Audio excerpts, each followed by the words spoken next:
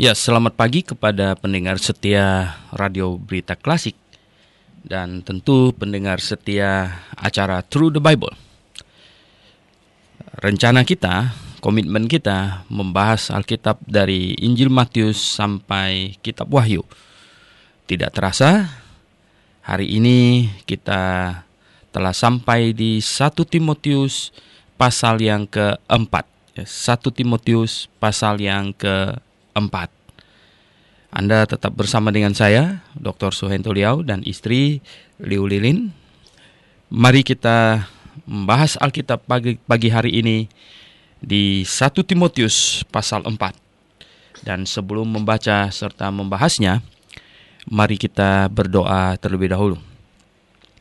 Bapa Surgawi, kami mohon pimpinanmu, berkatmu, agar akal budi yang kau berikan pada kami dapat bekerja maksimal untuk memikirkan, mempelajari firman-Mu. Tuhan, kami sungguh tahu bahwa oleh berkat-Mu lah akal budi kami akan bekerja dengan baik dan kami akan dapat memahami kebenaran-Mu oleh pimpinan Roh Kudus yang Kau tempatkan dalam hati kami. Terima kasih, acara ini kami serahkan dalam tangan-Mu. Mohon Tuhan pimpin tiap-tiap pendengar dan berkati hidup mereka Tuhan, karena Engkau mengasihi orang-orang yang cinta kebenaran, yang setia mempelajari firman-Mu, yang haus dan lapar akan firman-Mu. Kami berdoa dalam nama Tuhan Yesus Kristus. Amin. Oke, pendengar yang saya kasih dalam Yesus Kristus, ya, Lilin akan membacakan dari ayat 1 sampai ayat yang ke-16. Ya, hanya 16 ayat saja, pasal 4, silakan. Demikian bunyi firman Tuhan, ayat 1. Tetapi Roh dengan tegas mengatakan bahwa di waktu-waktu kemudian ada orang yang akan murtad lalu mengikuti roh-roh penyesat dan ajaran setan-setan, oleh tipu daya pendusta-pendusta yang hati nuraninya memakai cap mereka. Mereka itu melarang orang kawin, melarang orang makan makanan yang diciptakan Allah supaya dengan pengucapan syukur dimakan oleh orang yang percaya dan yang telah mengenal kebenaran. Karena semua yang diciptakan Allah itu baik dan suatu pun tidak ada yang haram jika diterima dengan ucapan syukur. Sebab semuanya itu dikuduskan oleh firman Allah dan oleh doa. Dengan selalu mengingatkan hal-hal itu kepada saudara-saudara kita, engkau akan menjadi seorang pelayan Kristus Yesus yang baik, terdidik dalam soal-soal pokok iman kita dan dalam ajaran sehat yang telah kau ikuti selama ini. Tetapi jauhi tahayul dan dongeng nenek-nenek tua. Latihlah dirimu beribadah. Latihan badani terbatas gunanya, tetapi ibadah itu berguna dalam segala hal, karena mengandung janji baik untuk hidup ini maupun untuk hidup yang akan datang. Perkataan ini benar dan patut diterima sepenuhnya. Itulah sebabnya kita berjerih payah dan berjuang, karena kita menaruh pengharapan kita kepada Allah yang hidup, Juru Selamat semua manusia, terutama mereka yang percaya. Beritakanlah dan ajarkanlah semuanya itu. Jangan seorang pun menganggap engkau rendah karena engkau muda. Jauhilah teladan bagi orang-orang percaya dalam perkataanmu, dalam tingkah lakumu, dalam kasihmu, dalam kesetiaanmu, dan dalam kesucianmu. Sementara itu, sampai aku datang bertekunlah dalam membaca kitab-kitab suci, dalam membangun dan dalam mengajar. Jangan lalai dalam mempergunakan karunia yang ada padamu, yang telah diberikan kepadamu oleh nubuat dan dengan penumpangan tangan sidang penatua. Perhatikanlah semuanya itu, hiduplah di dalamnya supaya kemajuanmu nyata kepada semua orang. Awasilah dirimu sendiri dan awasilah ajaranmu. Bertekunlah dalam semuanya itu, karena dengan berbuat demikian, engkau akan menyelamatkan dirimu dan semua orang yang mendengar engkau.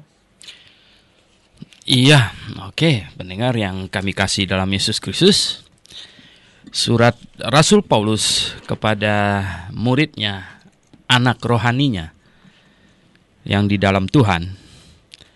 sebagai seorang gembala yang menerima nasihat dari gembala senior, di mana Rasul Paulus merasa perlu menasehati Timotius yang bertugas menggembalakan jemaat di Efesus. Dan perlu diingat, di Efesus itu ada sekolah teologi.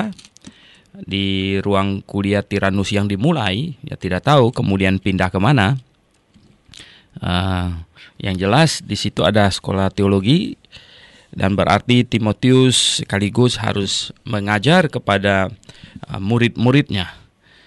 Dengan demikian maka ada banyak nasihat, hal-hal yang ditetapkan yang perlu diajarkan kepada mereka. Di pasal 1, Rasul Paulus mengingatkan bahwa ada ajaran yang tidak sehat, ya, yang perlu diwaspadai, ya, yaitu ada usaha untuk mencampurkan Yudaisme dengan kekristenan. Jadi mesti diwaspadain, dan Rasul Paulus menugaskan Timotius untuk membereskan hal ini. Di pasal 2, Rasul Paulus juga menasihati Timotius agar menertibkan masalah laki-laki dan perempuan. Ya. Laki-laki harus berdoa dengan hati yang tulus, murni, dan menadakan tangan itu hanyalah sebuah simbol. Ya. Tetapi yang penting itu adalah hatinya yang tanpa marah, ya, tanpa perselisihan. Ya. Jadi kemurnian hati, ya. Menadakan tangan seolah-olah ini Tuhan lihatlah, ya, ini tangan yang bersih, ya, tangan yang tidak sembarangan menjamah, tangan yang tidak sembarangan bertindak, ya, tangan yang tidak mengambil barang yang tidak menjadi haknya, ya, ini tangan yang bersih gitu.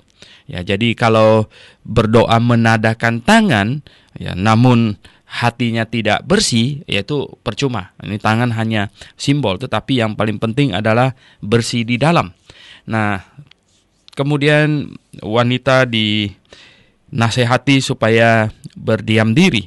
Nah, wanita yang baik, yang mengasihi Tuhan, wanita yang rohani adalah wanita yang tenang, adalah wanita yang tunduk kepada otoritas, ya, Tuhan, dan wanita harus tunduk pada kodrat ciptaannya, yaitu melahirkan anak dengan penuh sukacita, ya. Jangan mengeluh, ya. Melahirkan anak dengan penuh sukacita. Dan wanita harus tahu dia diciptakan untuk menolong laki-laki. Ketika Hawa diciptakan, dia diciptakan untuk menolong laki-laki. Jadi bukan untuk memimpin laki-laki. Itulah sebabnya maka perempuan, ya, dilarang untuk, ya, berkhotbah dalam kebaktian umum, ya, atau memimpin pujian dan lain sebagainya. Tentu mereka boleh di dalam komisi wanita, tidak ada masalah sedikit pun. Di sekolah minggu anak-anak tidak ada masalah, karena anak-anak sekalipun laki-laki itu bisa diperlakukan sebagai anak, ya. Dan ada masih banyak lagi pelayanan yang lain. Tetapi Tuhan tidak mau bentrok, Tuhan tidak mau memicu wanita, ya, karena wanita pertama Hawa keluar dari fungsinya. Dia bukan hanya tidak mau tunduk kepada suaminya, bahkan dia mau lebih hebat dari Allah sendiri. Ketika dirangsang oleh iblis bahwa jikalau engkau makan buah ini, engkau akan seperti Allah. Dan mengapa iblis tidak datang kepada Adam? Karena dia tahu, ya, Hawa mungkin tidak puas dengan diciptakan sebagai penolong Adam. Dia kepinginnya itu kalau bisa jadi pemimpin Adam, ya. Dan ketidakpuasan itulah yang dipicu oleh iblis, sehingga, ya, dia bahkan bukan hanya ingin memimpin Adam, dia ingin lebih hebat dari Allah bahkan. Nah, kemudian di pasal 3, ya, di pasal 3 Rasul Paulus memberikan, ya, nasihat kepada penilik, ya, ini gembala, ya. Jadi di Efesus ada sekolah teologi, jadi mereka menghasilkan, ya, pelayan-pelayan Tuhan yang keluar akan membangun jemaat, akan menjadi gembala. Nah, orang yang menjadi gembala, ya, adalah harus menjadi orang Kristen yang terbaik, ya, orang Kristen yang terbaik. Jadi syarat untuk gembala, penilik, ya, atau penatua itu sama dengan syaratnya untuk jemaat, sama, ya. Dan juga diaken, ya, diaken. Dan kita tahu masing-masing punya kualifikasinya, ya, di mana di perbedaannya di penilik itu ada cakep mengajar, ya, tetapi di ini diaken, ya, tidak, ya. Jadi cakap mengajar, ya, karena penilik atau gembala itu adalah jabatan yang bersifat mengajar, ya, mengajar, ya, menertibkan orang. Diaken, ya, diaken melayani Tuhan, ya. Kita tidak temukan yang namanya pendeta sama majelis, ya. Itu adalah barang asing yang dipungut dari luar, dibawa masuk ke dalam kekristenan, ya. Jadi memang, ya, seringkali ya orang suka dengan hal-hal asing, ya. Punya kita kurang cakep, punya orang lain lebih cakep. Orang yang tidak percaya diri selalu berpikir begitu, ya. Mobil orang lebih baik, mobil kita kurang, ya. Jadi rumah orang lebih bagus, rumah kita kurang. Nah, padahal tidak perlu begitu. Nah, pendengar yang saya kasih dalam Yesus Kristus, kita lihat di pasal 4 ini. Di pasal 4 Rasul Paulus mengingatkan kepada Timotius, tetapi Roh dengan tegas mengatakan, katanya. Tentu yang dimaksudkan di sini adalah Roh Kudus, ya. Roh Kudus, ya, dengan tegas mengatakan bahwa di waktu-waktu kemudian, ya. Artinya, ya, maksud Rasul Paulus mungkin tidak segera, ya, tetapi di waktu kemudian, ya, dan termasuk mungkin sampai sekarang, ya, ada orang yang akan murtad, ya. Nah, ini kata murtad di sini itu adalah meninggalkan iman, ya, meninggalkan iman. Artinya, ya, tadinya sudah ada iman, jadi dia meninggalkan iman, ya. Lalu mengikuti roh-roh penyesat dan ajaran setan-setan, ya. Ini bisa maksudnya itu orang-orang meninggalkan iman yang benar dan mengikuti ajaran, ya, roh-roh penyesat dan ajaran setan-setan. Wow, ini keras sekali, ya. Ada banyak orang berkata bahwa Dr. Suhento Liau mengajar terlalu keras. Oh, saya bilang saya jauh-jauh tidak keras dibandingkan dengan Rasul Paulus, dan tentu jauh-jauh tidak keras dibandingkan dengan Tuhan Yesus, ya. Dan kalau Tuhan Yesus yang mengajar, kalau Rasul Paulus yang mengajar, wow, ya, lihat dia tidak tanggung-tanggung yang dia berkata, ya, mengikuti roh-roh penyesat, ya, dan ajaran setan-setan, bayangkan, ya, ajaran setan-setan. Oleh tipu daya pendusta-pendusta, ya, oleh tipu daya pendusta-pendusta yang hati nuraninya memakai cap mereka. Jadi tipu daya pendusta-pendusta yang hati nuraninya memakai cap mereka. Jadi, ya, di hari-hari kemudian, kata Rasul Paulus, Roh Kudus memberitahukan ada orang yang akan murtad mengikuti ajaran, sebenarnya ajaran itu dari setan, ya. Ajaran setan, ya, ajaran ini roh-roh penyesat, ya. Ini ajaran setan-setan, ya. Ini roh-roh penyesat. Jadi memang, ya, saya berkata bahwa kalau, ya, seseorang ini insinyur, ya, pedagang, ya, toko, perusahaan, semuanya, ya, mungkin iblis tidak mempunyai banyak kepentingan di situ, tetapi gereja, ya, gereja iblis mempunyai kepentingan yang sangat banyak, ya. Jadi dia pasti menempatkan pasukannya yang lebih canggih dan lebih jitu, ya, untuk ini mempengaruhi gereja supaya gereja, ya, pengajarannya itu berubah, ya, supaya pengajaran gereja bergeser, ya, bergeser.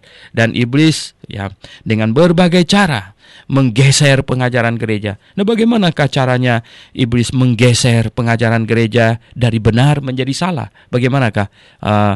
Memakai apa? jelas memakai orang, ya, memakai anggota jemaat yang kurang rohani, ya, yang kurang rohani dan kalau kurang rohani mempunyai peranan yang penting. Ini nasihat dan keputusannya bisa gawat, ya. Jadi dia kurang rohani, ya, tidak belajar firman Tuhan dengan baik, ya, tetapi ya biasanya punya banyak duit, ya. Itu bisa gawat itu, ya, bisa gawat. Dan usul-usulnya ya semuanya bisa menyimpang dari kebenaran. Sementara usulnya menyimpang dari kebenaran, ini orang-orang pada segan kepadanya, jadi mengikuti usulnya. Akhirnya gereja makin bergeser, ya. Makin bergeser, ini bisa gawat sekali, gitu. Jadi pendengar yang saya kasih dalam Yesus Kristus, bisa jadi gereja yang hari ini didirikan dengan benar, berdiri teguh di atas kebenaran, tetapi kemudian bergeser sedikit, ya. Makin hari makin banyak, ya. Kalau sekarang bergeser 5%, ya. 50 tahun kemudian, ya mungkin sudah 50%, 100 tahun kemudian bisa jadi sudah sesat total, gitu, ya. Jadi pendengar yang saya kasih dalam Yesus Kristus, hati-hatilah, ya. Nah, jikalau Anda tidak cukup rohani, ya, Anda perlu banyak belajar firman Tuhan, ya. Jangan banyak usul dulu, belajar firman Tuhan, ya. Belajar firman Tuhan dengan baik. Apalagi, ya, penyesatan yang lebih dahsyat, yang lebih cepat begitu adalah ya dengan pelayan-pelayan Tuhan yang tidak mengerti kebenaran. Tidak mengerti kebenaran, mereka tidak menghargai usaha belajar, ya. Mereka tidak didorong untuk supaya belajar dengan tekun, ya. Kursus beberapa bulan, sekolah Alkitab malam, datangnya Senin Kemis, ya. Kemudian hanya beberapa kali datang, ya akhirnya sudah shocknya ampun-ampunan, sepertinya dia sudah hebat segala-galanya. Akhirnya sebenarnya dia tidak mengerti banyak hal, dan ditanya oleh jemaat, dia sembarangan menjawab. Akhirnya apa yang terjadi, ya? Penyesatan makin hebat. Nah, pendengar yang saya kasih dalam Yesus Kristus, ya. Akhirnya gereja bergeser, ya. Bergeser. Ada banyak barang asing yang dibawa masuk ke dalam gereja, ya. Lagu-lagu yang ya mestinya lagu rohani menjadi lagu duniawi, ya, di gereja. Iramanya mestinya rohani menjadi irama ya duniawi, ya, dan lain-lain sebagainya. Dan berbagai hal, ya, mereka ini, ya, mengikuti pengajaran Hindu dengan membakar mayat dan lain sebagainya. Sebab apa? Ada banyak pendeta ditanya oleh jemaatnya, bagaimana itu, boleh dibakar nggak, Pak? Boleh aja, ya. Loh, kenapa? Mengapa boleh dibakar aja? Dibilang kalau orang mati kebakaran itu bagaimana?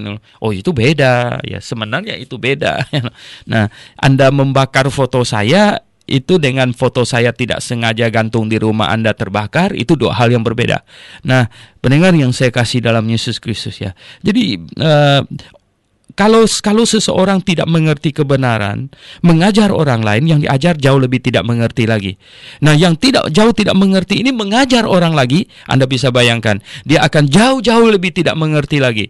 Kalau jauh menyimpang dari kebenaran itu mengajar orang lagi, kita nggak tahu deh ujungnya nanti sampai bagaimana. Nah, oleh sebab itu pendengar yang saya kasih dalam Yesus Kristus, marilah, ya, kita rendahkan hati di hadapan Tuhan, ya, mempelajari firman-Nya, haus akan kebenaran, ya, lapar akan firman-Nya.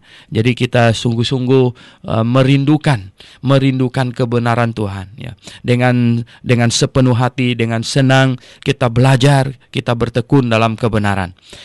Nah, kemudian di ayat 3, ya. Di sini katanya memakai cap mereka. Ini kelihatannya kondisi kesesatannya itu sudah sampai kepada tahap yang sangat parah, yang mungkin sulit lagi untuk dibawa kepada kebenaran karena sudah memakai cap mereka, ya. Sudah memakai cap iblis, ya. Kemudian ayat 3, mereka itu melarang orang kawin, katanya. Nah, ciri khasnya di sini disampaikan melarang orang kawin, ya. Ini selebrasi ini, ya. Jadi Anda lihat, ya, ada kelompok-kelompok yang melarang orang kawin, ya. Akhirnya karena dilarang kawin secara sah terang-terangan, akhirnya kawin secara gelap-gelapan, gitu, ya. Wah, Ini kacau ini ya. Tidak boleh kawin terang-terangan, punya istri terang-terangan, akhirnya punya yang gelap-gelapan ya, gelap-gelapan ya. Nah, akhirnya ini nepotisme ya, nepotisme. Kalau Anda baca sejarah kata nepotisme itu adalah nepotisme ini muncul pada abad-abad dulu ya. Itu banyak rahib itu ya, itu yang tidak boleh kawin itu, mereka akhirnya punya anak dengan ini perempuan secara tidak sah ya.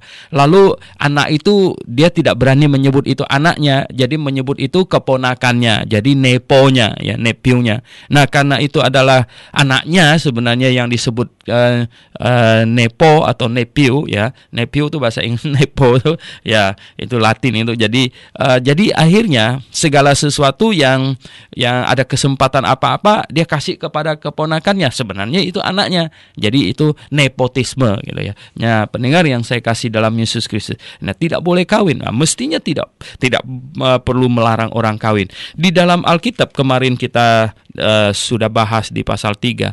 Nah, bahkan Alkitab Rasul Paulus menetapkan yang mau jadi gembala itu harus punya istri ya. Yang mau jadi gembala itu harus punya istri. Mengapa? Karena dia menggembalakan banyak perempuan-perempuan, cewek-cewek ya toh. Nah, bayangkan itu yang jadi gembala tidak punya istri ya toh. Nanti di sana itu ada banyak anak pemudi ya, remaja semuanya. Oh, itu bisa gawat itu ya. Jadi pendengar yang saya kasih dalam Yesus Kristus. Nah, kalau jadi gembala mesti punya istri ya. Kita malah mensyaratkan dia harus punya istri baru bisa menggembalakan. Mengapa? Karena syarat menggembalakan jemaat adalah bisa mengurus rumah tangganya dengan baik. Jadi dia harus punya istri yang sah gitu ya. Nah, kemudian ciri khasnya yang kedua dari ajaran sesat ini katanya adalah ini melarang orang makan makanan yang diciptakan Allah supaya dengan pengucapan syukur dimakan oleh orang yang percaya dan yang telah mengenal kebenaran. Nah, orang yang telah mengenal kebenaran itu tahu bahwa ya tidak ada makanan yang bisa menyebabkan orang najis. Tidak ada gitu ya. Mengapa? Karena ya larangan makan makanan tertentu di dalam Perjanjian Lama itu adalah karena masalah ini simbolik ya, masalah ibadah simbolik. Jadi penekanan di zaman masa ibadah simbolik itu adalah kesucian jasmani ini sebagai simbol kesucian hati.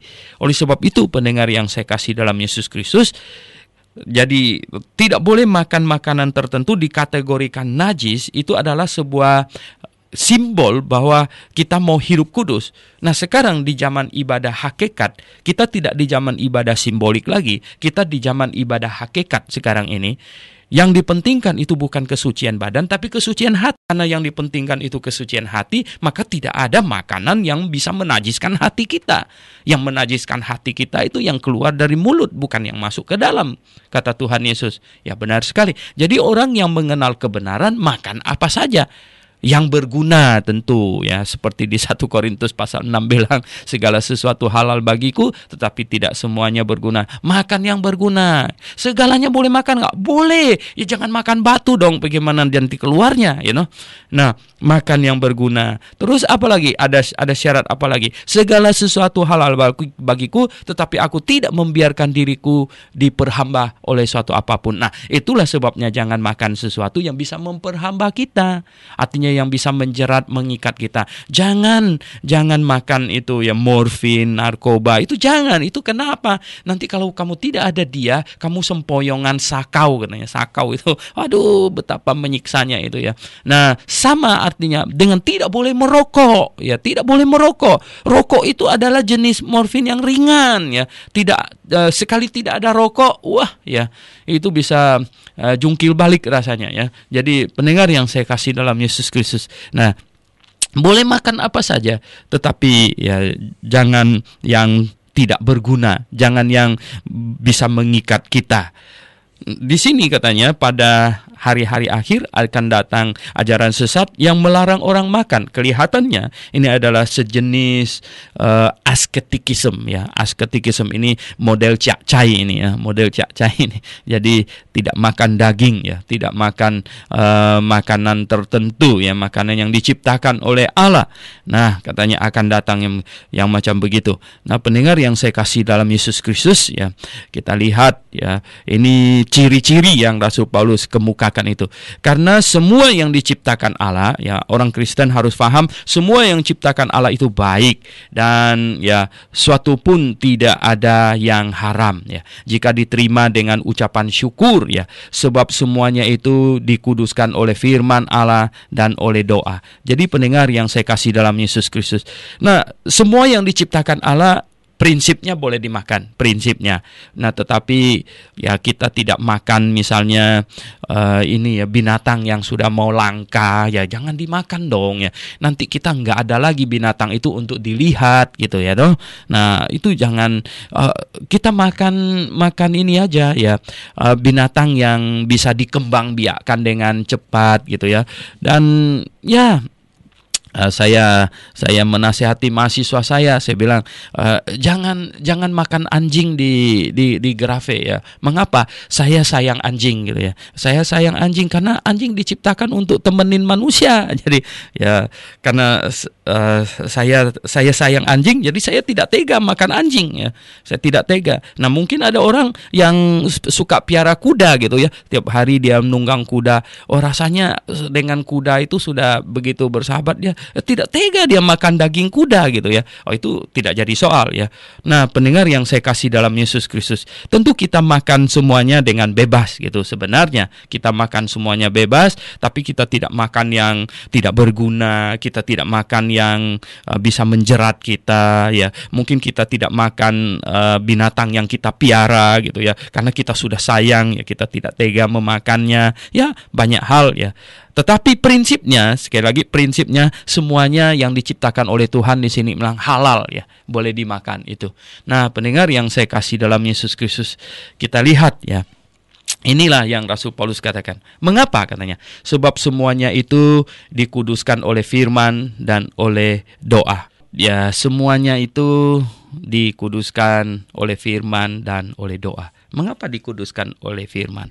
Ya, oleh firman Tuhan seperti yang kita pelajari. Nah, karena firman Tuhan memberitahukan kepada kita mengapa kita boleh makan, ya akhirnya kita jadi lega ya. Jadi artinya melalui firman Tuhan memberitahukan kepada kita bahwa memakan itu tidak salah. Ya, tidak salah memakan itu.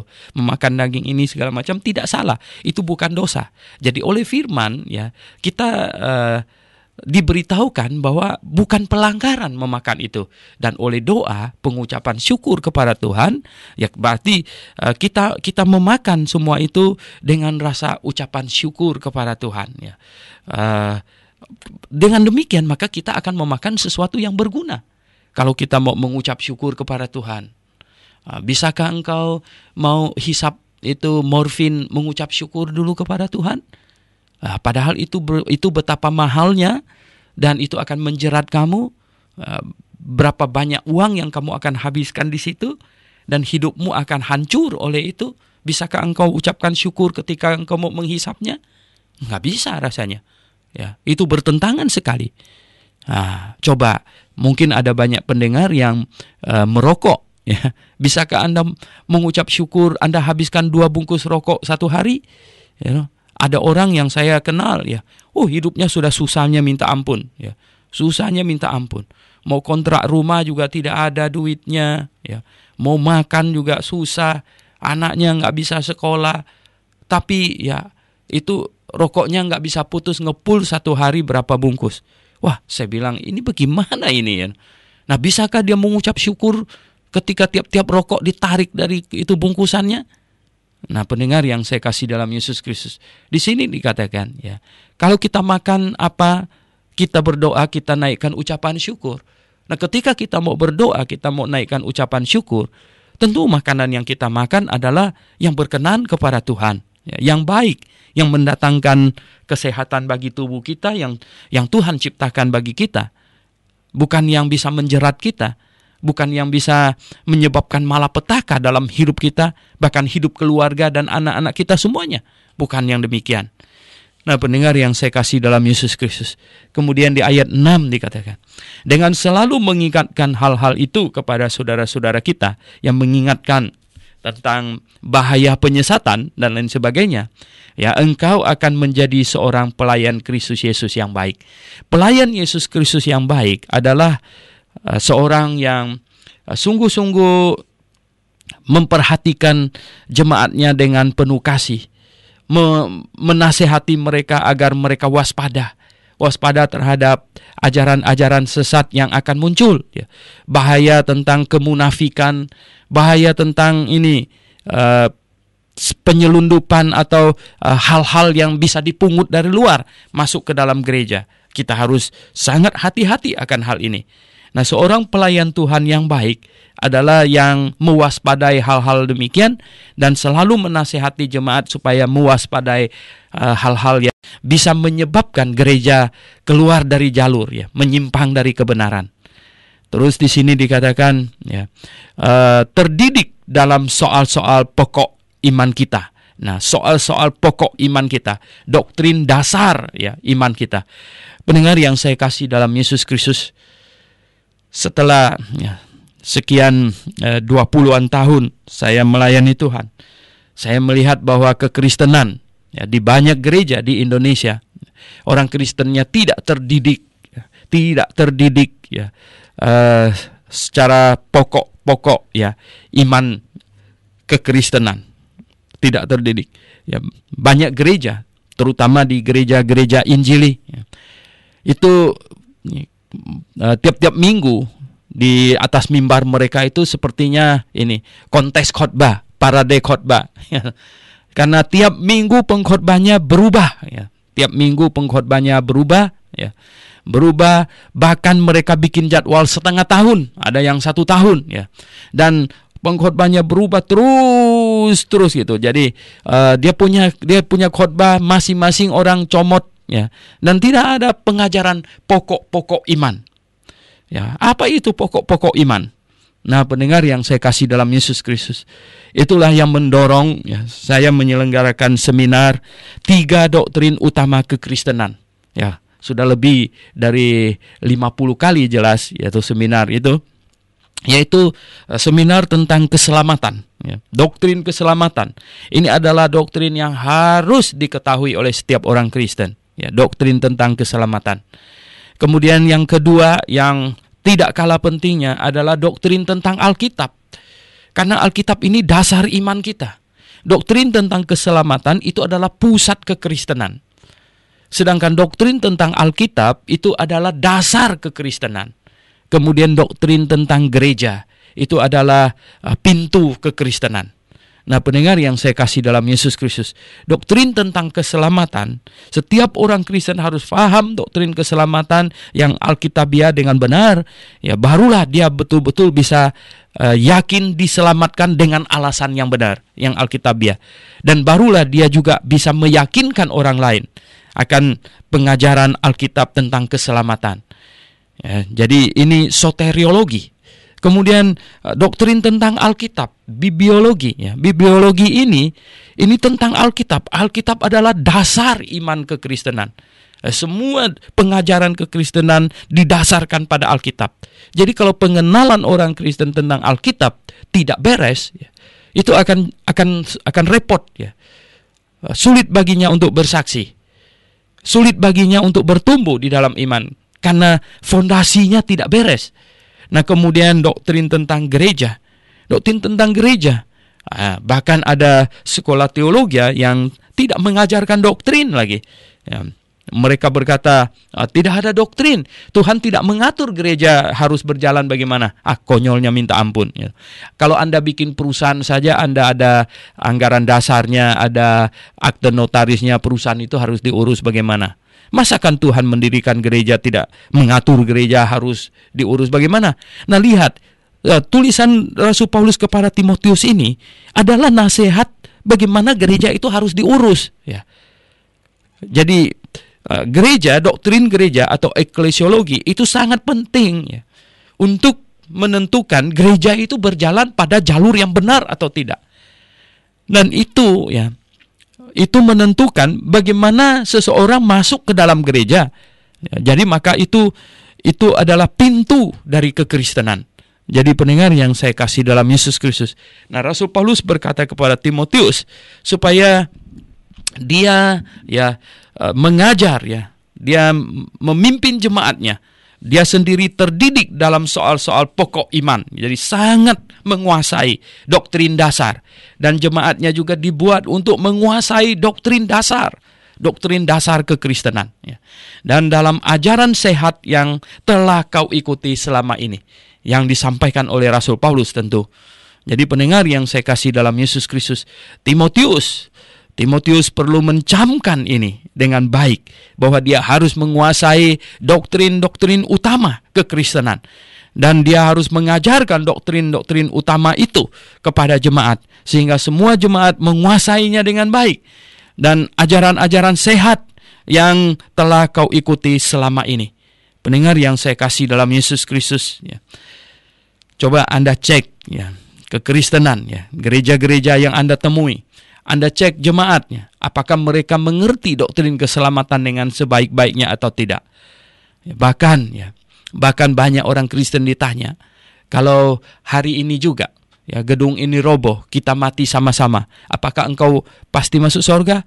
Mereka ragu-ragu menjawabnya. Ada yang bilang, wah itu masuk surga urusan Tuhan. Oh, sudah jelas dia tidak mengerti akan doktrin keselamatan dengan baik. Ada yang menjawab, iya masuk, saya pasti masuk. Alasannya apa? Nggak bisa ngomong alasannya lagi. Jadi tidak jelas Oh, saya sudah percaya Yesus. Oke, percaya Yesus apa? Oh, Yesus juru selamat. Oke, bagaimana cara dia menyelamatkan kamu? Nah, kalau didesak terus begitu, nanti terpojok sampai di mana? Biasanya marah. Jadi pendengar yang saya kasih dalam Yesus Kristus, lihatlah orang Kristen yang tidak mengerti kebenaran, biasanya disuguhkan kebenaran kepadanya, dia bukannya berterima kasih, bersyukur, malah marah. Ada banyak yang begitu. Nah, banyak mereka juga yang ikut seminar, saya sampaikan kebenaran, mereka tidak bisa terima, marah dia. Marah. Kita merasa aneh ini orang bertemu dengan kebenaran, dan kebenaran itu memojokkan dia dan marah gitu. Bukannya tersungkur dan menyambut kebenaran itu. Nah, pendengar yang saya kasih dalam Tuhan Yesus, di ayat 7 dikatakan, tetapi jauhilah tahyul dan dongeng nenek-nenek tua. Dongeng nenek-nenek tua. Pendengar yang saya kasih dalam Yesus Kristus, jikalau seorang pengkhotbah, seorang gembala, seorang penginjil tidak menguasai doktrin pengajaran yang sehat dengan baik, dan biasanya apa yang terjadi? Biasanya dia akan bikin hal yang aneh-aneh. Biasanya karena dia tidak mempunyai pengajaran untuk diajarkan, karena pengajaran itu harus bersifat sistematis. Jadi dia tidak bisa mengajar dengan baik. Tahu nggak? Apa kira-kira apa yang dia lakukan? Dia akan bikin hal yang aneh-aneh. Dia akan cerita dari cerita mimpinya sampai cerita dia turun ke neraka berapa kali, naik ke surga berapa kali. Nah, itu yang diinginin oleh orang Kristen zaman sekarang ini. Aneh sekali Buku-buku begitu ada di mana-mana menghiasi toko buku Oh, si Anu dari Korea turun ke neraka sekian kali, naik ke surga sekian kali. Itu dongeng kakek-kakek tua. Pendengar yang saya kasih dalam Yesus Kristus, hanya orang yang tidak berhikmat yang akan senang mendengar hal-hal yang demikian Nah, pendengar yang saya kasih dalam Tuhan Yesus, biasanya hamba Tuhan yang tidak terdidik itu akan cenderung menceritakan pengalamannya diceritakan. Wah, jemaat yang tidak berhikmat biasanya mendengar dengan seru sekali cerita demi cerita diceritakan. Lama-lama perbendaharaan ceritanya habis gitu. Akhirnya bohong Akhirnya bohong sana, bohong sini, banyak bohongnya. Nah, pendengar yang saya kasih dalam Tuhan Yesus, hati-hati. Di sini katanya, Rasul Paulus suruh Timotius, jauhilah tahayul tahayul. Tahayul itu sesuatu yang ini cerita yang tidak benar itu yang bersifat mistik ya, karena banyak dukun yang menjadi Kristen ya. Ini banyak hal yang mistik ya diceritakan ini ya, dan dongeng-dongeng nenek tua ya. Biasanya nenek tua cerita bohongin cucunya gitu. Nah, sekarang banyak jemaat mau dibohongin sama ini pendeta yang ya tidak mempunyai bahan untuk mengajar ya, karena tidak pernah sekolah teologi ya, dan karena ini ya latar belakangnya jadi dari agama lain, atau tadinya dari ateis, atau tadinya tidak percaya apa-apa segala macam, dan akhirnya dia karena tidak belajar ya, tidak ada bahan untuk disampaikan, pengajaran untuk disampaikan ya, apa yang mau disampaikan? Itulah cerita nih nenek-nenek tua kan. Nah, latihlah dirimu beribadah katanya, beribadah. Nah, pendengar yang saya kasih dalam Yesus Kristus, saya ingin pendengar memahami bahwa kita hari ini ada di dalam ibadah hakikat. Kita tidak di zaman ibadah simbolik lagi. Sejak Yohanes Pembaptis muncul menunjuk kepada Tuhan Yesus Kristus, maka ditutuplah masa ibadah simbolik, dan sekarang kita ada di masa ibadah hakikat. Nah, ibadah hakikat itu adalah menyembah Tuhan dengan hati kita. Oleh sebab itu, ibadah kita itu bukan hari Minggu mulai jam 9 begitu, itu bukan ya. Itu adalah berjemaat. Sedangkan ibadah kita itu adalah setiap waktu hidup kita itu beribadah kepada Tuhan. Artinya sikap hati kita yang menyembah kepada Tuhan yang sepanjang waktu, itulah ibadah kita ya. Latihlah dirimu beribadah. Latihlah dirimu di dalam ini ya, mengagungkan Tuhan ya, menyembah kepadanya ya, memuliakan Dia dengan seluruh hidup kita. Itulah ibadah kita yang bersifat keseluruhan. Nah, hari Minggu beribadah juga, iya, itu salah satu bagian, yaitu berjemaat. Berjemaat beribadah juga, tetapi beribadah tidak hanya pada saat berjemaat, karena setiap waktu, setiap detik hidup kita itu, sikap hati kita tetap menyembah Tuhan. Nah, pendengar yang saya kasih dalam Yesus Kristus, latihan badani terbatas gunanya katanya. Ya betul, saya juga olahraga ya setiap selesai ini Through the Bible. Jadi jam 7 tepat saya turun ya, sambil mendengarkan berita saya sedikit olahraga ya, treadmill ya. Nah, latihan badani terbatas gunanya. Ada guna, cuman terbatas ya, untuk sehat saja ya. Tetapi ibadah itu berguna dalam segala hal ya. Nah, sikap hati menyembah kepada Tuhan itu berguna dalam segala hal katanya ya, karena mengandung janji ya, mengandung janji. Wah, ini ya, karena kita hidup dalam pengharapan, mengandung janji baik untuk hidup ini maupun untuk hidup yang akan datang.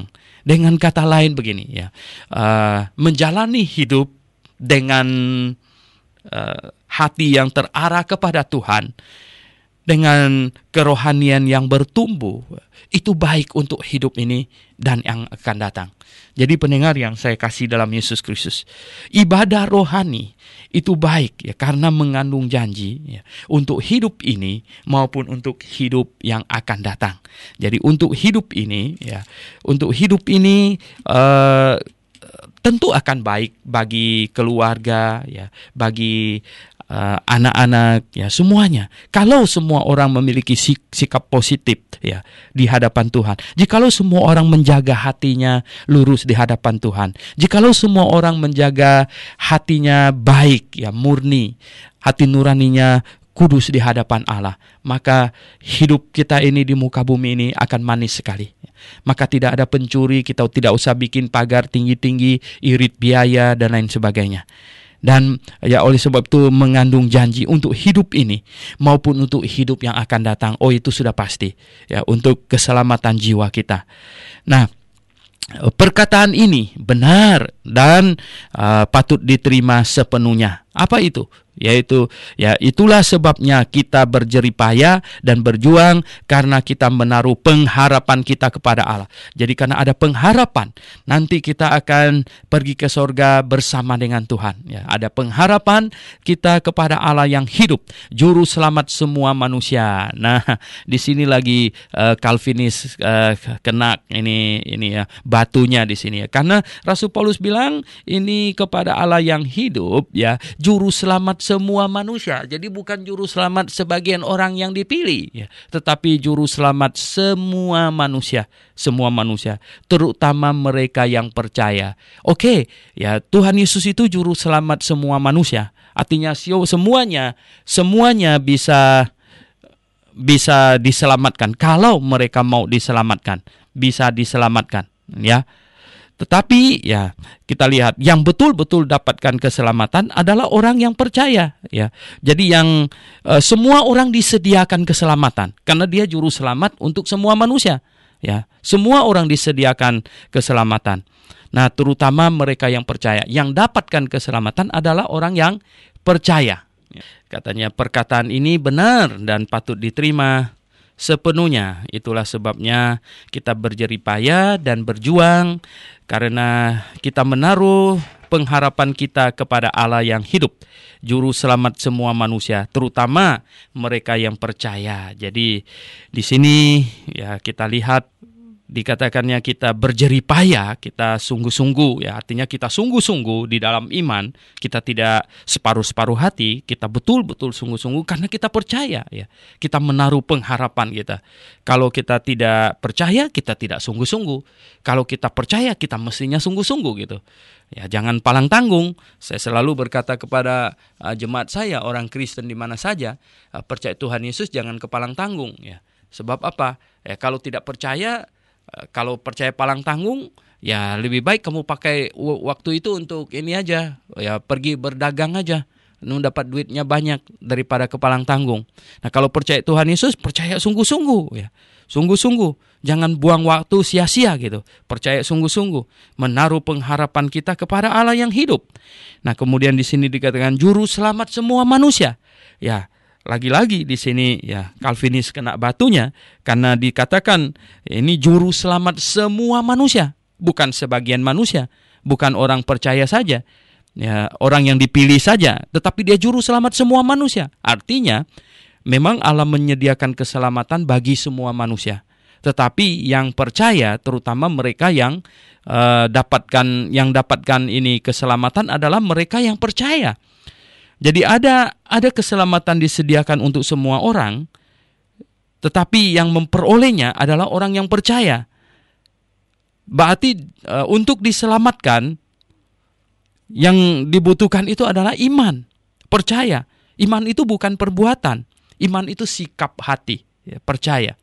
Nah, kemudian di ayat yang ke-11, ya, beritakanlah dan ajarkanlah semuanya itu. Ya, inilah yang harus dilakukan oleh Timotius, yaitu memberitakan dan mengajarkan pengajaran ini dengan sebaik-baiknya, ya, dengan setekun-tekunnya, karena ini penting, ya. Di bagian akhir dikatakan, katanya dengan demikian engkau akan menyelamatkan dirimu dan semua orang yang mendengarkan engkau. Yaitu apa? Yaitu inti dari doktrin keselamatan itu. Kalau engkau, ya, memahami inti dari doktrin keselamatan itu akan menyelamatkan dirimu dan semua orang yang mendengarkan engkau. Jadi kalau seseorang mengajar, tentu dia mengajar apa yang dia percayai, yang dia sendiri yakini. Kalau yang dia sendiri yakini itu salah, dia sendiri tidak selamat dan orang lain mendengarkannya tidak diselamatkan. Tetapi jikalau yang dia yakini itu benar, ya, yang dia terima itu benar, dia yakini benar, dia mengajarkan kepada orang lain kebenaran itu dan orang lain diselamatkan.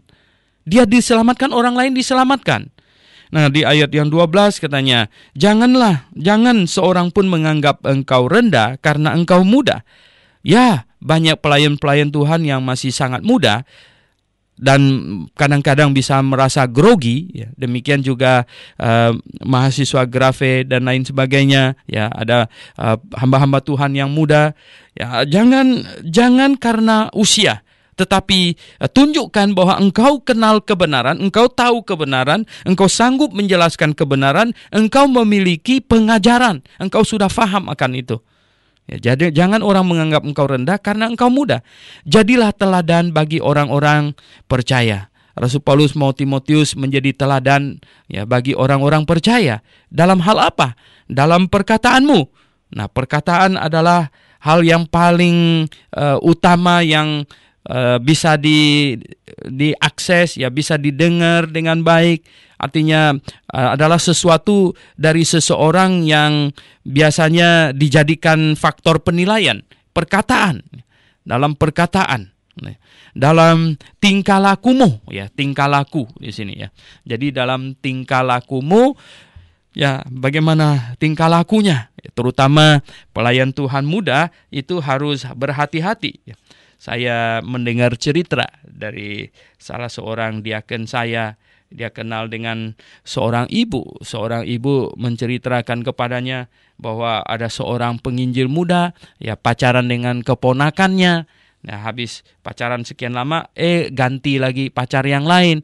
Jadi ibu ini, tantenya itu ya menegur hamba Tuhan muda itu, orang Kristen nggak boleh begitu ya, kayak playboy gonta-ganti pacar gitu. Malah ini hamba Tuhan muda itu bukannya malu ya atau bagaimana, malah balik begini, kamu jangan ini menasihati saya, menegur saya begitu, nanti saya kutuk kamu, katanya. Aduh ampun deh ya.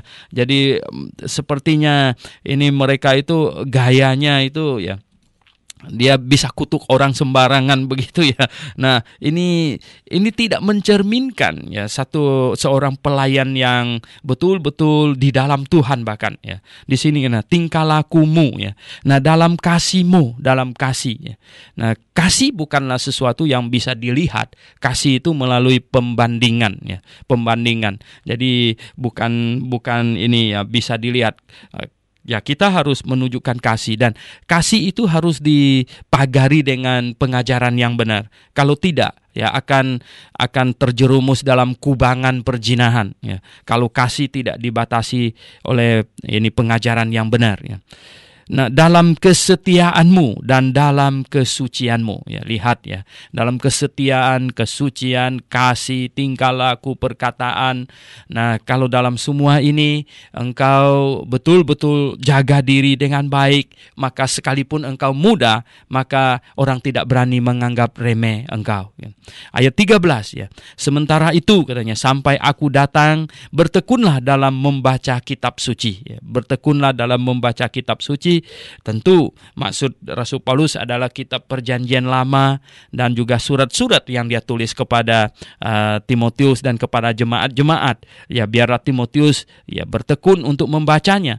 Nah, pada zaman itu, jikalau mereka membaca kitab Perjanjian Lama, mereka bisa melihat jelas di situ gambaran Kristus ya, gambaran Kristus yang secara simbolik di Perjanjian Lama itu digambarkan. Tuhan Yesus sendiri berkata bahwa segala sesuatu tentang Dia tertulis di dalam kitab Taurat, kitab ya Nabium dan kitab Ketubim, adalah 39 kitab Perjanjian Lama kita. Nah, jadi Timotius harus menjadi seorang yang giat membaca firman Tuhan ya, dalam membangun dan dalam mengajar ya. Jadi bertekun di dalam membangun dan mengajar itu adalah hal yang indah, hal yang patut ya dikerjakan. Nah, pendengar yang saya kasih dalam Yesus Kristus, kemudian di ayat yang 14, janganlah ya lalai dalam mempergunakan karunia yang ada padamu. Ya, karunia yang ada padamu yang telah diberikan kepadamu oleh nubuat dan dengan penumpangan tangan sidang penatua. Nah, kelihatannya ini adalah menyinggung masalah pentabisan ya, masalah pentabisan. Nah, pentabisan Timotius mungkin dinubuatkan untuk menjadi seorang gembala ya, seorang gembala yang baik. Maka itu di sini dia dituliskan surat karena dia sedang menggembalakan jemaat di Efesus di sana. Jadi Timotius adalah seorang yang dinubuatkan untuk memangku satu jabatan ya, jabatan penggembalaan. Nah, pada zaman itu masih ada nubuatan ya, Roh Kudus berbicara langsung kepada rasul ya, dan masih ada nubuatan. Mengapa? Karena proses pewahyuan masih berjalan dengan baik, masih diturunkan, masih ada proses pewahyuan. Nah, proses pewahyuan ditutup kapan? Proses pewahyuan ditutup ketika wahyu terakhir diturunkan. Wahyu terakhir itu kapan? Wahyu terakhir itu adalah penurunan kitab wahyu di Pulau Patmos kepada Yohanes. Jadi sampai penulisan kitab Wahyu yang kira-kira tahun 98 itu Wahyu selesai ya, tidak ada lagi, dan sekarang Tuhan tidak turunkan Wahyu lagi, jadi tidak ada orang bernubuat lagi, tidak ada orang berbahasa lidah lagi yang dari Tuhan. Dengar baik-baik, yang dari Tuhan. Nah, yang bukan dari Tuhan ya bisa aja banyak ya. Jadi pendengar yang saya kasih dalam Tuhan Yesus, kita lihat di sini ya. Rasul Paulus berkata kepada Timotius bahwa Timotius itu dinubuatkan dan melalui penumpangan tangan sidang penatua. Berarti ketika seseorang mau ditabiskan menjadi gembala penatua, maka gembala-gembala yang lain, orang-orang yang sudah pernah ditabiskan turut datang memberikan penumpangan tangan. Itu bukan memberkati ya, tetapi memberikan approve ya, memberikan restu gitu, ikut mendukung ya, untuk memberikan satu pengesahan gitu ya, bahwa orang ini diteguhkan, diangkat menjadi penggembala atau menjadi penginjil atau menjadi guru ya, diteguhkan atau menjadi diaken gitu. Jadi pendengar yang saya kasih dalam Yesus Kristus, di dalam zaman ibadah hakikat ini tidak ada orang menjadi imam atas orang lain lagi. Ya, pada waktu dari Adam dan Hawa sampai hukum Taurat diturunkan, itu adalah ayah sebagai imam.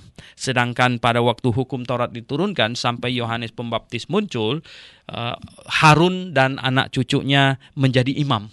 Dan sejak Yohanes Pembaptis muncul sampai hari pengangkatan, setiap orang percaya adalah imam. Jadi tidak ada orang lain menjadi imam atas diri kita. Oleh sebab itu tidak ada orang lain yang bisa memberkati kita. Dan kita juga tidak bisa memberkati orang lain. Dengar baik-baiknya. Jangan ngaco gitu. Jangan bodoh mau diberkati oleh orang lain, ditumpangin tangan. Sampai saya dengar ada gereja yang benar-benar sesat itu ya. Suruh orang kaya tumpangin tangan orang miskin untuk memberkati mereka. Itu sesat itu. Bukan lagi salah, itu sesat ya. Dengan cara begitu. Jadi pendengar yang saya kasih dalam Yesus Kristus, itu tidak boleh demikian. Nah, penumpangan di tangan di sini itu adalah pentabisan, artinya memberikan restu, memberikan dukungan, memberikan approve ya kepada orang yang diangkat ke satu jabatan itu. Kemudian ayat 15 kita lihat, perhatikanlah semuanya itu, hiduplah di dalamnya supaya kemajuanmu nyata kepada semua orang. Jadi perhatikanlah semuanya itu. Nasihat yang telah diberikan oleh Rasul Paulus, yaitu yang di atas, yang tadi yang sudah kita pelajari itu, hiduplah di dalamnya. Ya bukan sekedar tahu saja, dan usahakan hiduplah di dalamnya supaya kemajuanmu nyata kepada semua orang, katanya. Kemajuanmu nyata kepada semua orang. Nah, ayat terakhir di sini dikatakan ya, awasilah dirimu dan awasilah ajaranmu. Nah, sebagai seorang pelayan Tuhan yang baik, kita harus selalu mengawasi diri kita. Jangan sampai lupa diri, ya. Jangan sampai lupa diri, lupa siapa kita, gitu. Bahwa engkau adalah pelayan Tuhan, bahwa engkau adalah orang Kristen. Jangan sampai lupa. Awasilah dirimu sendiri dan awasilah ajaranmu. Bagaimana kita cara mengawasi ajaran kita? Yaitu selalu menyocokkannya dengan Alkitab dan akal sehat. Dua hal ini, Alkitab dan akal sehat. Kalau bertentangan dengan akal sehat, itu bukan kebenaran. Kalau bertentangan dengan Alkitab, itu bukan kebenaran. Nah, Alkitab dan akal sehat selalu compatible, ya, selalu akur gitu, selalu harmonis. Jadi awasilah ajaranmu. Nah, oleh sebab itu, pendengar yang saya kasih dalam Yesus Kristus, kita harus selalu memberi diri kita untuk dikritik. Ya, selalu siap siaga untuk dikritik. Saya heran dengan ada hamba Tuhan yang tidak siap, ya, tidak rela mendengar pengajaran yang berbeda dari apa yang dia sedang yakini. Ya, bayangkan marah-marah, mereka mendengar marah-marah. Ya, jadi ini adalah sikap yang sangat-sangat tidak terpuji dan sikap yang tidak rela dikoreksi. Ya, sikap tidak mau mengawasi ajarannya. Kalau kita mau mengawasi ajaran kita mendengar ada pengajaran orang lain begitu, kita cocokkan dengan firman Tuhan. Apakah begitu? Kita cocokkan dengan akal sehat. Coba kita berpikir, ya. Nah, mengawasi ajaran yang kita sampaikan, ya. Bertekunlah dalam semuanya itu, katanya. Bertekunlah dalam semuanya itu, yaitu semua itu. Karena dengan berbuat demikian engkau akan menyelamatkan dirimu dan semua orang yang mendengar engkau. Tadi saya sudah katakan, dan itulah yang Rasul Paulus perintahkan, yaitu supaya Timotius ya bertekun di dalam pengajaran doktrin keselamatan yang benar. Kalau dia bertekun dalam pengajaran doktrin keselamatan yang benar, tentu dia sendiri akan selamat, dan semua orang yang mendengarkan pengajarannya doktrin keselamatan yang benar pasti akan diselamatkan juga, ya. Tapi kalau dia salah, keyakinan dirinya salah, dia makin menyimpang dari kebenaran, dan orang yang mendengar dia akan tidak diselamatkan. Jadi di sini katanya, ya, karena dengan berbuat demikian engkau akan menyelamatkan dirimu dan semua orang yang mendengarkan engkau. Kita diselamatkan melalui mendengarkan pengajaran keselamatan yang benar. Kalau pengajaran keselamatan itu salah dan kita dengar, kita mengimani komposisi iman yang salah, ya tentu tidak diselamatkan. Jadi ini bahayanya pengajaran, ya. Jadi pengajaran itu sedemikian berbahaya. Dia akan membawa orang pergi ke sorga atau menjerumuskan orang pergi ke neraka. Nah, pendengar yang saya kasih dalam Tuhan, demikianlah pembahasan 1 Timotius ini, ya. 1 Timotius pasal yang keempat. Mari kita berdoa. Bapa di sorga, puji hormat kami naikkan kepadamu. Kami sangat bersyukur Engkau menggerakkan Rasul Paulus memberi nasihat kepada Timotius. Dan kami hari ini sebagai pelayan-pelayan muda, kami tahu nasihat kepada Timotius juga nasihat kepada kami. Terima kasih Tuhan, biarlah kami selalu mengawasi diri kami dan mengawasi ajaran yang kami sampaikan. Selalu ya Tuhan, supaya kami nanti satu hari bersama dengan Engkau. Dan orang yang mendengarkan kami pun semuanya diselamatkan. Itu yang terpenting. Puji hormat kami naikkan padamu. Dalam nama Tuhan Yesus Kristus kami berdoa. Amin.